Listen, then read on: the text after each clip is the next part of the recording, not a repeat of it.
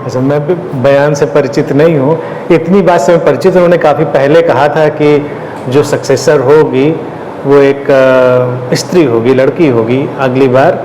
अब अभी अगर उन्होंने कुछ कहा है तो मैं उससे बहुत परिचित नहीं हूँ उनके बयान से, लेकिन दलाई लामा जितने सरल और प्यारे व्यक्ति हैं, तो और जो भी उन्होंने कहा होगा बहुत सोच समझ कर ही कहा। कुछ लोगों पे हम पूरा यकीन करते हैं कि वो सही कह रहे होंगे, लोग उसको क्या इंटरप्रेट करेंगे ये मैं नहीं जानता।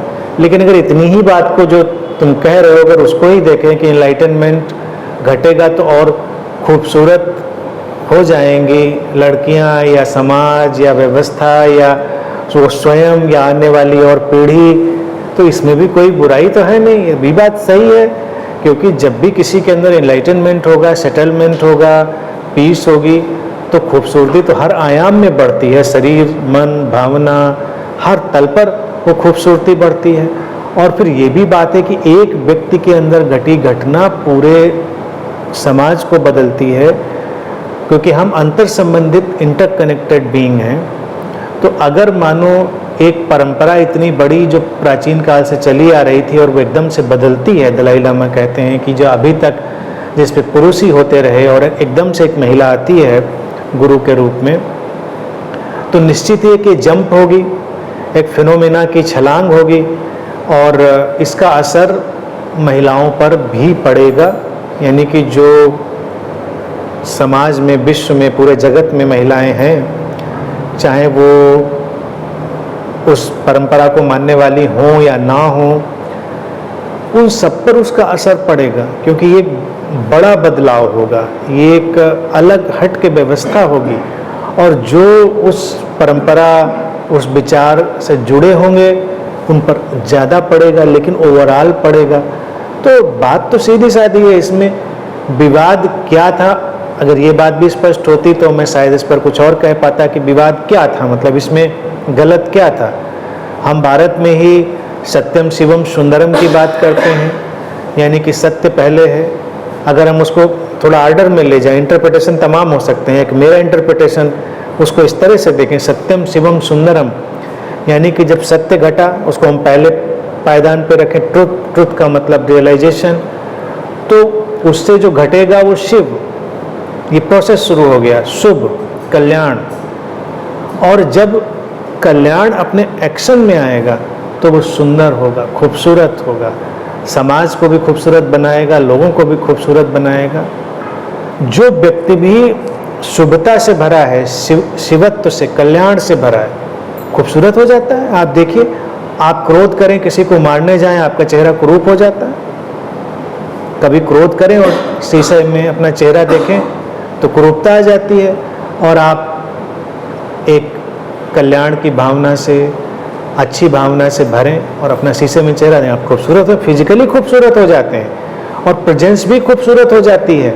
यानी कि वो प्रेजेंस जो उपस्थिति है, तो वो तो ये भारत में हमने तो इतने पहले से कहा, सौंदर्य हमने सबसे बाद में रखा, सुंदरम इसलिए क्योंकि वो सबसे आउटर प्रेजेंटेशन है, सबसे आखिरी लेयर है। यानी कि वो दिखाई देगा सुंदरता की तरह ही। ध्यान में देखिए, आप ध्यान में बैठें और ध्यान गहरा घटे, आप उठ के अपना शीशे में चेहरा देखिए, आप ज़्यादा सुंदर लगते हैं। ध्यान में गहरे गए, चाहे स्त्री हो पुरुष हो, ज़्यादा सुंदर हो जाते हैं। तुम तमाम मास्टर्स को देखो, गुरुओं को देखो, अब तमाम ऐसे गुरुओं को नहीं जो फोटोशॉप के इफेक्ट से पैदा होते हैं, उनकी बात मैं नहीं कर रहा हूँ। आजकल वो लाइट एंड इफेक्ट वाला प्रोडक्ट ज़्यादा है मार्केट में, लेकिन ऐसे तमाम भारत में गुरु उदाहरण है। रमण महर्षि को ले लो, रामकृष्ण परमहंस को ले लो, ये किसी सुंदरता के नॉर्म पे हैं, ये लोग कहीं नहीं है। भाई जो नॉर्म है सुंदरता का उस पे नहीं है, लेकिन आप उनके चेहरे देखिए, क्या सुंदरता है, क्या आभा है, क्या अलौकिकता है चेहरे में। तो वो तो उनकी अवेकनिंग की है ना, तो वो सुंदर बनाती है। भाई कहते हैं जे कृष्णमूर्ति से जॉर्ज बर्नार्ड शॉ जब मिला पहली बार, तो उसने जाके अपनी डायरी में लिखा कि आज मैं दुनिया के सबसे खूबसूरत इंसान से मिला। अब अगर कृष्णमूर्ति को आप गौर से देखिए, उनकी तस्वीर को, अच्छा है, उनके नयन नक्श अच्छे हैं, लेकिन इतने भी नयन नक्श अच्छे नहीं हैं बिल्कुल हीरो वाले जो आप फिल्मी हीरो देखते हैं। लेकिन फिर आप उनको थोड़ा और ध्यानपूर्ण देखिए, मेडिटेटिवली देखिए, तो आपको लगेगा नहीं सचमुच में खूबसूरती तो कुछ है अलग किस्म की। तो ये खूबसूरती जो है ना, ये भारत का तो एक बड़ा हिस्सा पारंपरिक रहा है। ये कोई न बुद्धिस्ट है न हिंदू है, ये कोई नहीं है। ये सत्यम शिवम सुंदरम की जो बात है वो ऐसे ही चलती है। ट्रुथ से जो अब आगे जाने वाली चीज़ें होंगी अच्छी वाली, शिव का यहाँ पर शुभता से यानी कि उससे ट्रांसलेशन कर रहे हैं, और प्रेजेंटेशन हमेशा खूबसूरती की तरह होगा। तो क्या अड़चन है इसमें? मतलब परेशानी क्या हुई, विवाद हुआ क्या, मुझे यही नहीं समझ में आया। किसी को पता है? खूबसूरती से क्या विवाद किसी को हो सकता है? सक्सेसर विल बी ब्यूटीफुल, ये पढ़ा था मैंने model. Successor will be beautiful. हाँ, तो इसमें भी कौन सी प्रॉब्लम है? मान लो अगर दलाई लामा को ये बात पता भी हो कि जो सक्सेसर आने वाला है ब्यूटीफुल है, तो इसमें क्या प्रॉब्लम है? और ब्यूटीफुल और अगली की तो हमारी इंटरप्रिटेशन है। अब अगर उन्होंने अगली को यानी कि कुरूपता को इंटरप्रेट किया होता तब तो अलग बात थी, यानी कि वो कह रहे होते।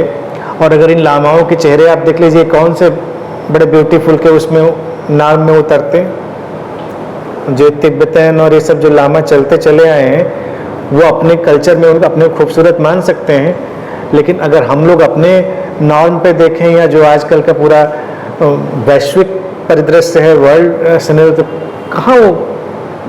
लेकिन कभी तो दलाई लामा ये नहीं कहा कि ये सब बदसूरत लोग लामा बने थे अब खूबसूरत बनेगा। अगर ये कहा होता कि अब तक ये सब बदसूरत बनते चले आए हैं अगली फेसेस, तो अब जो ब्यूटीफुल फेस आएगा तो कंट्रोवर्सी हो सकती थी। उन्होंने ब्यूटीफुल मुझे लगता है बहुत सहजता में सिंपल फॉर्म में कहा होगा। और फिर जब इतना चेंज की बात वो कह रहे हैं कि भाई एक पूरी परंपरा बदलेगी, जो पूरा पुरुष उसमें पुरुषवादी तो नहीं कहेंगे, लेकिन एक तरह से मेल डोमिनेंट वो थी चीज़, तो ये एक विनम्रतापूर्ण वक्तव्य भी है कि खूबसूरत होगा, अच्छा होगा। और ये तो हम तारीफ में भी कहते हैं, और गुरुओं की बातों को बड़े सहजता से लेना चाहिए। अभी बच्चों को भी हम खूबसूरत ही कहते हैं ना, किस बच्चे को हम बदसूरत कहते हैं बताइए? तो अगर वो एक बच्चे की तरह कोई आ रहा है सामने, तो उसको खूबसूरत कहना तो बड़ा मदरली, फादरली और गुरु लाइक है। It is very humble actually. Problem कहाँ पर है? कहीं तो प्रॉब्लम ही नहीं है।